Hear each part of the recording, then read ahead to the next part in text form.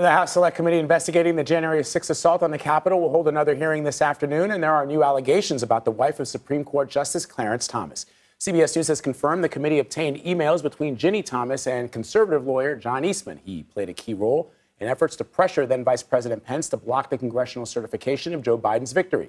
That alleged pressure campaign on Pence will be the focus of today's hearing. Let us bring in CBS News senior investigative correspondent Catherine Herridge now for more details on today's hearings. Catherine, so great to have you. So what have you learned from your sources about these emails? I mean, is it a bombshell because when you hear there are emails exchanged between John Eastman and Ginny Thomas, I mean, just that fact alone is troubling for some people because she's the wife of a Supreme Court justice. But if the emails are innocuous, then maybe it's a nothing burger. Is this more than that?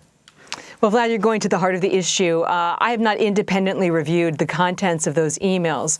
But as you rightly point out, what's significant is the recipient, John Eastman. John Eastman is the lawyer who drafted the memo that advocated for the blocking of the certification of the Electoral College that would allow the sending of alternate electors for consideration by Congress. And that's going to be one of the primary focuses during the hearing later today, as well as the testimony of a retired federal judge, Michael Luttig. He's a Republican superstar, if you will, and very well respected.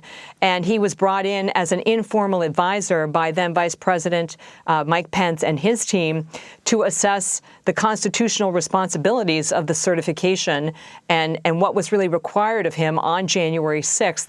And what we understand is, and I know through my own reporting, is that he counseled them to resist any calls from the White House and specifically President Trump at that time to deviate from the traditional and standard practice, which was the certification of those electors.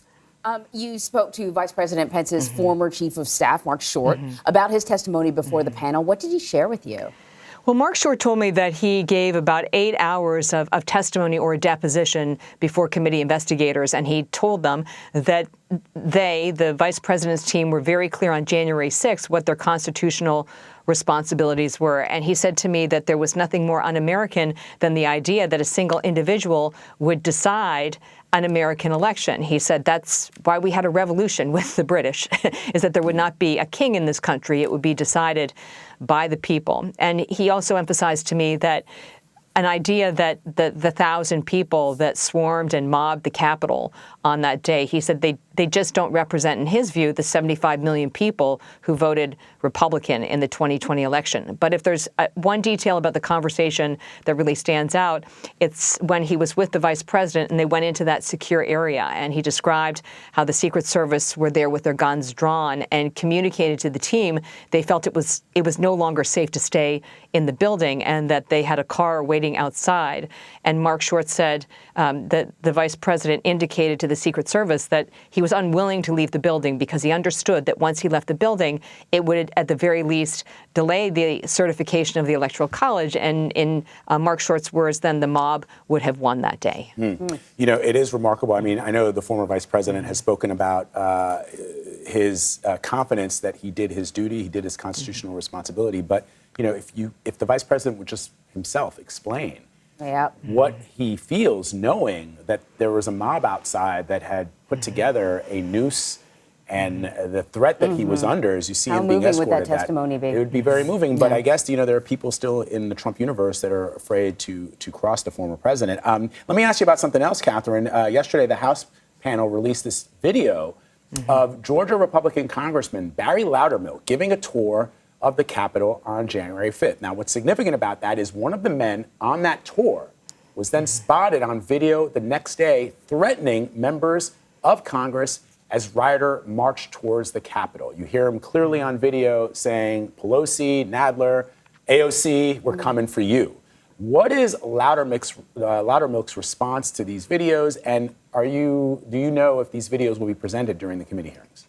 I don't know whether they will be presented during the committee hearing later today. The congressman pointed to the findings of the Capitol Hill police, and we've got a quote from that letter. It says, "We train our officers on being alert for people conducting surveillance or reconnaissance, and we do not consider any of the activities we observed as suspicious." Folks at home have to look at the videos and decide for themselves whether they think the activity there does look concerning. I would just say, from a personal point of view, having covered Capitol Hill for over a decade, the thing that kept coming back to me on January 6th was how people were familiar with the building, familiar enough that they could navigate it. It's difficult even for veteran reporters who've worked on the Hill to sometimes navigate the corridors and the pathways, which can seem like a maze, especially going from the House over to the Senate side of the building. So that's something that's really sort of stuck in my mind since January 6th. Catherine, thank you. And we're going to bring you, of course, live coverage of today's January 6th committee hearing in a CBS News special report. It starts at 1 p.m. Eastern.